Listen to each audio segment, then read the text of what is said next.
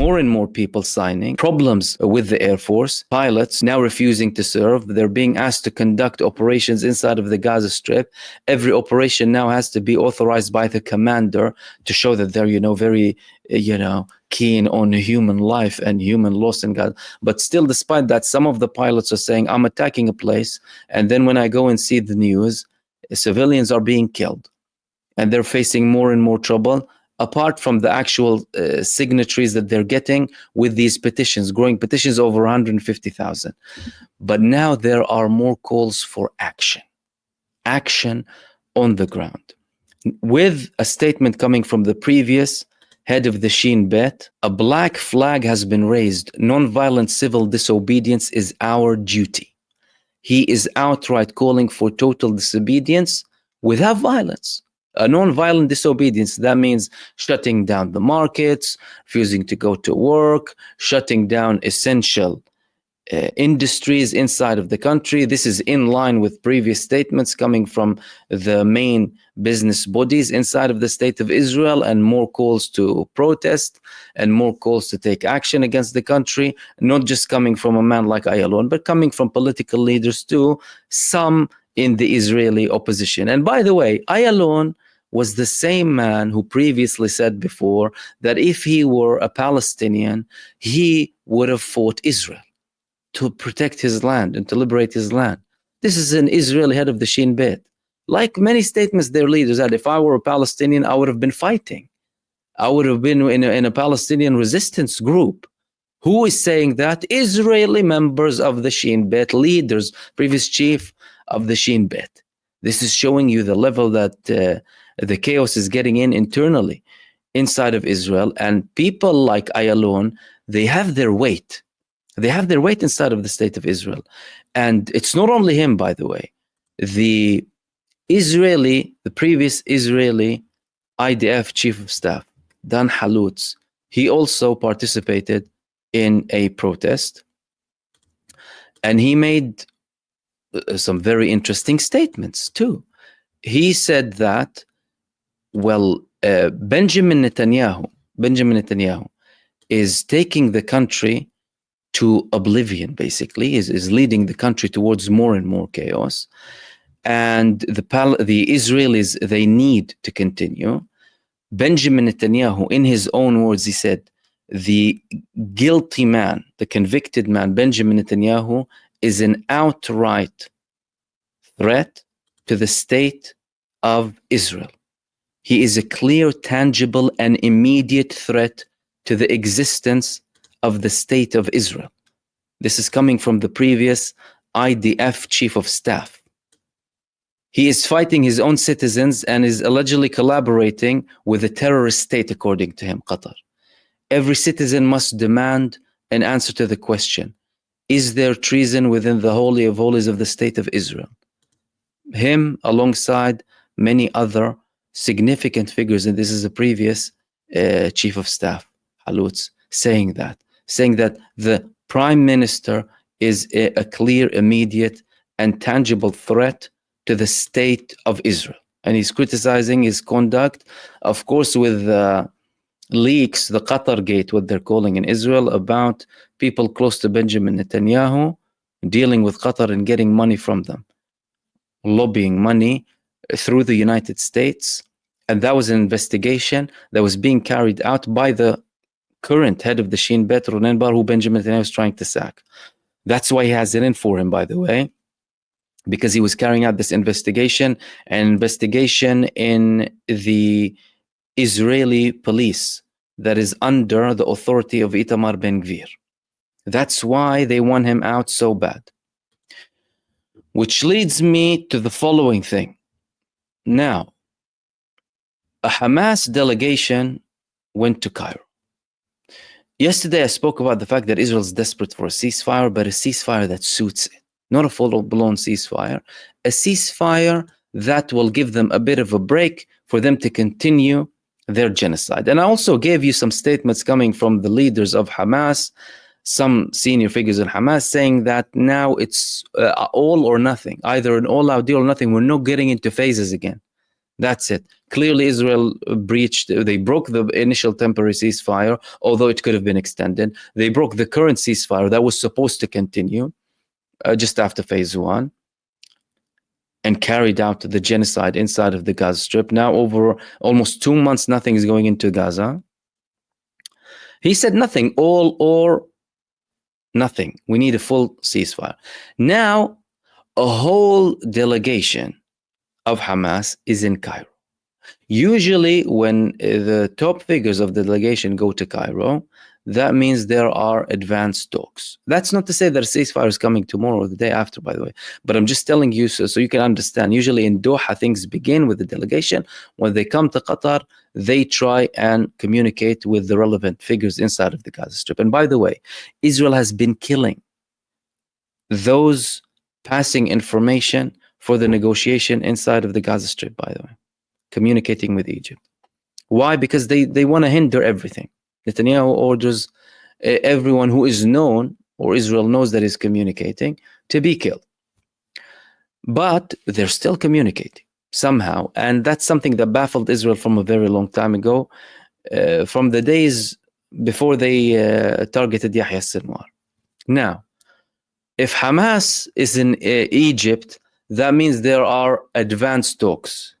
The head of the Mossad was in Qatar yesterday. The head of the Mossad was in Qatar instead of Ron Dermer, the same man who was supposed to delay everything and play by the timeline of Benjamin Netanyahu. All of a sudden, the head of the Mossad was back, a man who showed some willingness and actually called to reach an agreement back from the beginning of 2024, is all of a sudden back in the picture, showing that things are moving, something is moving. And the talks are about a very long ceasefire, 5 to 7 years. I spoke about the proposal that came jointly by Egypt and Qatar a few days back, talking about potentially a 7-year ceasefire between Israel and Gaza. And now, clearly, they're talking about something that will lead us to a full ceasefire. How is that aligned with the tone from the United States? The United States is a very big player. As a matter of fact, without the United States, there will be no Israel. Without the support of the United States, Israel is gone, done. That's it. They're living on the survival. Israel is living on the support of the United States. Arms, finance, legitimacy, basically pissing, on international law and disregarding everything to do with international law and visiting the United States. What is happening with the United States? What is the tone coming from the United States now? Administration, I mean, of course, not the people, please, or nor the people in Britain or Europe or whatever. The sentiment is, of course, very different. The administration. Well, Donald Trump had a very interesting statement today.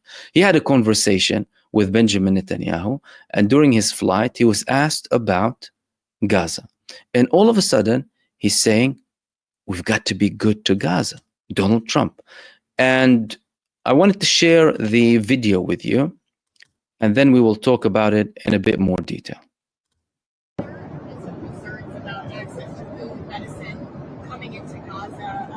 Spoke to Prime Minister Netanyahu the other day. Did that come up at all about access to humanitarian aid? No, Gaza came up, and I said, we've got to be good to Gaza. Those people are suffering. We've got to be good to Gaza. We're going to take care of them.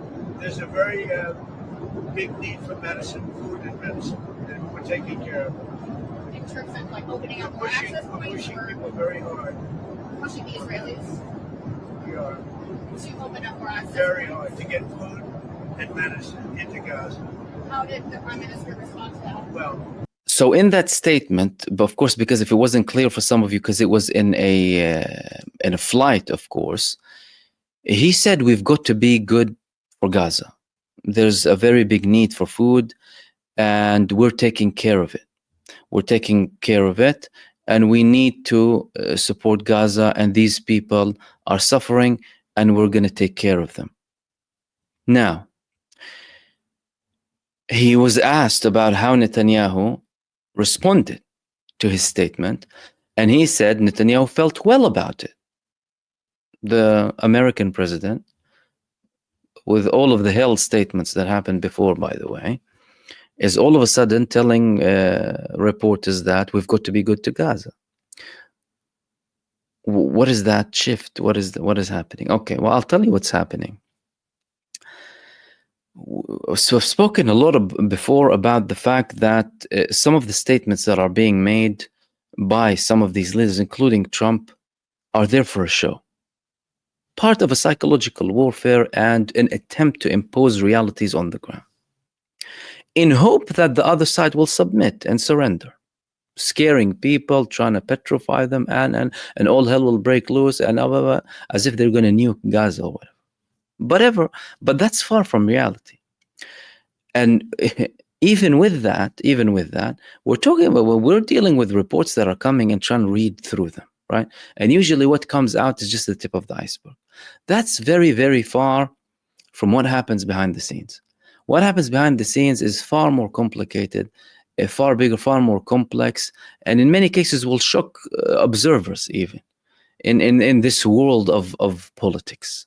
And many things can change. However, Donald Trump and the United States cannot give Israel an indefinite time to carry out this genocide in Gaza. It's impossible. Israel has very many reasons to stop and things restricting it from continuing. So does the United States. They, of course, try it and portray it as they can somehow continue forever. As a matter of fact, Benjamin Netanyahu, by continuing this more, stretching this war for more than a month or two, has gone against what Israel has done in its whole history, which is diving into a war of attrition, getting itself into a war of attrition. The whole philosophy of Israel was sharp, quick strikes behind enemy lines. Get the job done and get back. Don't put your internal state at any harm, any danger. Economy is fine. People are risk-free. We're not being attacked. Internal, nothing. This time, Benjamin Netanyahu went against all of that and insisted and was stubborn to a level to drag Israel into a war that it cannot handle. By its size, by the logistics, the people, the level of people willing to fight, all of that combined. So Benjamin Netanyahu's stubbornness and his self-engulfed interest and his psychopathic, narcissistic approach led to that situation. The United States, although it wants chaos, but a controlled chaos, not a chaos that is out of hand or chaos being led by a psychopathic individual like Netanyahu, who can do things that are not entirely aligned with the interest of the United States. And I'm saying the United States with the Israeli lobby pressure even. But Trump, clearly he had internal problems. He had a line looking to negotiate with Hamas and looking to reach a deal, looking to de-escalate. Then pressure from the Zionist lobby was expelling these people, canceling certain appointments. Trump, before he was elected, he was talking about peace and and everything is going to be fine when I go in. He started to shift again, following pressure, heavy support from the Zionist lobby too, but clearly not all of them are aligned. The United States can't give Israel indefinite time to continue, and Israel's internal problems prevent it from continuing now with all of these attacks that they're confirming, even ambushes by the Palestinian resistance. Take that and tie it with the developments on the ground, because we need to contextualize to try and understand. It's very difficult without that. You'll be lost. He's saying that now Israel changed the head of the delegation to a person who accepted a ceasefire very long back rather than Dermer. The Hamas delegation are in Cairo, usually a location or a station that comes before an agreement because it's linked with Gaza. There would be approvals being taken by the core Hamas leadership inside of the Gaza Strip, and of course the military wing of Hamas and the resistance as a whole, the armed resistance in Gaza, because these people, it's like these people negotiating outside, the people of Gaza will be making the decisions. This is very important for people to understand. From Gaza, they will be sending messages and they will decide, not just the people abroad. That's not to say that there are some sort of tensions or conflicts in the decision making, no. But those in Gaza, like they should, they need to have the say. The leadership of the resistance and the people who have been sacrificing all along. And they're not detached from the society. They are the society. The society extends to them. It's their families. It's their surroundings. It's their neighborhoods. It's their homes that are being targeted. And they are fighting the same entity that is conducting all of that.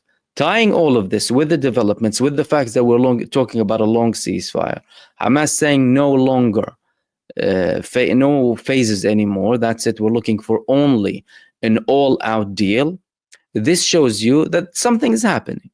No, not to be, of course, pessimistic or optimistic. Something is happening. And Donald Trump, we've known him to do 180s, many U-turns, typical again. But the timing of his statement is very important. 2 weeks ago, he was also changing his tone, saying that we're going to need to end this, right? Similar statements came from Witkoff too, but of course they wouldn't want to make it public so that the other side thinks that they're going to come to an agreement anyway. They want the Palestinian people, they want the leaders of the resistance, and they want the whole world to believe that we're going to do this forever up until you surrender, which isn't going to happen. It clearly isn't going to happen. The Palestinian resistance is not going to submit, and this will be ending. The question is when. Judging by the signs and by the developments that are happening now, and by the statement from Donald Trump, there are indications that it might happen at some point soon.